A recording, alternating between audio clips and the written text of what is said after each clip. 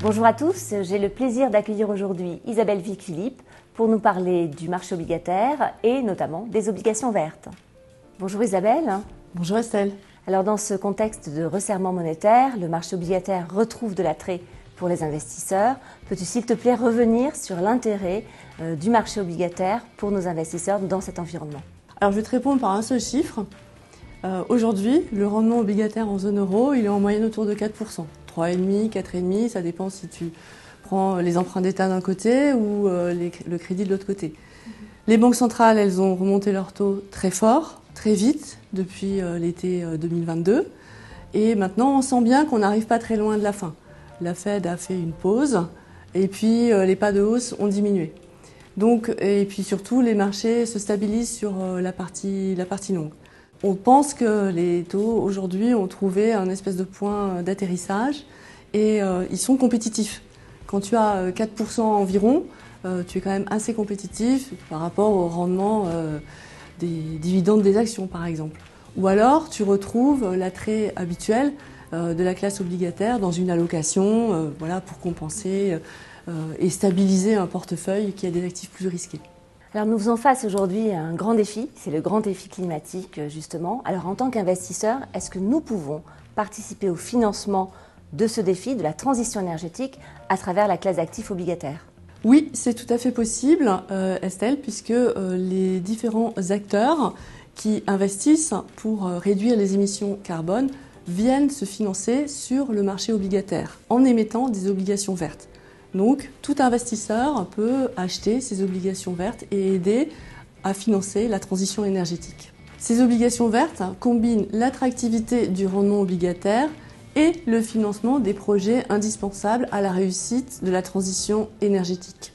Oui, alors justement, nos clients entendent parler de ces obligations vertes. C'est un produit intéressant, un support d'investissement intéressant. Tu viens justement de nous en parler. Mais de quoi s'agit-il exactement ? Alors, c'est une obligation classique, mais qui décrit exactement ce que l'émetteur va financer avec les fonds levés. Alors, elle est labellisée comme telle, verte, par l'émetteur lui-même, mais il doit suivre un certain nombre de règles, notamment dans la définition des projets qui sont éligibles. Alors, il s'agit évidemment de financer des projets d'énergie renouvelable, de l'éolien, du solaire, également de tout ce qui concerne l'efficacité énergétique, notamment dans la construction, ou encore tout ce qui est transport, entre guillemets, propre. La publication récente de la taxonomie européenne encadre encore mieux les projets qui peuvent être financés via des obligations vertes, en listant justement ce qui est éligible. Les projets dont tu viens de parler, Isabelle, offrent aux produits leur profil green, leur profil vert. Comment pouvons-nous être certains de ce que nous finançons ? Alors il y a un maître mot, c'est la transparence. L'émetteur doit décrire très précisément ce qu'il va financer et ensuite il doit en rendre compte. Ce qu'il peut faire aussi, c'est demander à ce que son processus soit audité, c'est-à-dire des projets qu'il va financer, comment il les sélectionne, qu'est-ce qu'il fait des fonds avant leur déploiement, parce que dans ces projets-là, ça ne se passe pas tout de suite, hein, il y a un certain laps de temps, un peu de délai, et ensuite il doit publier un reporting où il explique tout ça très en détail. Donc ça, c'est très important. Ensuite, quand il n'y a pas cet auditeur, et quand bien même il y a cet auditeur, chez Amundi, on a des analystes spécialisés qui vont regarder très précisément ce que l'émetteur souhaite financer. Et ils sont très exigeants. Par exemple, depuis le début de l'année, il y a à peu près 20% des obligations vertes qui ont été proposées sur le marché, qui ont été rejetées par nos analystes. Un taux de rejet de 20%, c'est significatif. Ces projets donc supportent un risque. Y a-t-il un impact sur le rendement attendu du produit ? Alors l'investisseur, il est exposé au risque crédit de l'émetteur et pas du tout au projet. L'émetteur donne de la transparence sur ce qu'il va financer, mais c'est lui qui va rembourser l'obligation et payer tous les coupons au fil du temps. Donc il n'y a pas de risque attaché directement au projet financé pour l'investisseur final. Peux-tu partager quelques projets avec nous ? Oui. Un émetteur qui a changé complètement d'activité, par exemple Ørsted, le producteur d'énergie danois, qui était très carboné et qui en 10 ans est devenu à 90% producteur d'énergie renouvelable avec d'énormes investissements en éolien offshore par exemple.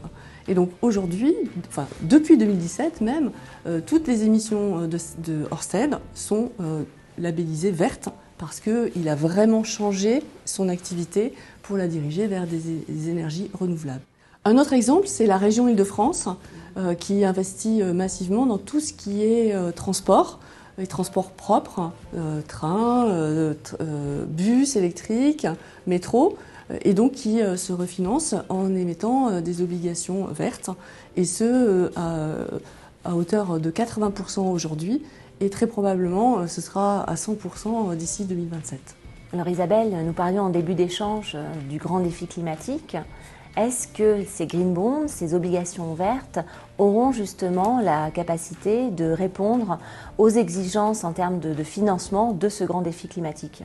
Les besoins sont considérables. Selon les experts, il faudrait investir à peu près 5 000 milliards d'euros par an d'ici 2050 pour réussir le défi climatique. Les obligations vertes, aujourd'hui en cumulé, depuis que le marché existe, c'est 3 000 milliards d'euros. Donc c'est pas encore suffisant, mais ça s'est beaucoup accéléré dans les 3 dernières années et on espère continuer sur ce rythme-là et voire l'augmenter pour réussir ce défi-là. Donc c'est un des moyens de financer cette transition énergétique qui est absolument indispensable à réussir. Merci Isabelle pour cet éclairage. Nous venons donc de voir que le défi de la transition énergétique est important. Les obligations vertes, les green bonds, ces fameux green bonds, sont une des réponses à la transition énergétique, aux besoins de financement de cette transition énergétique.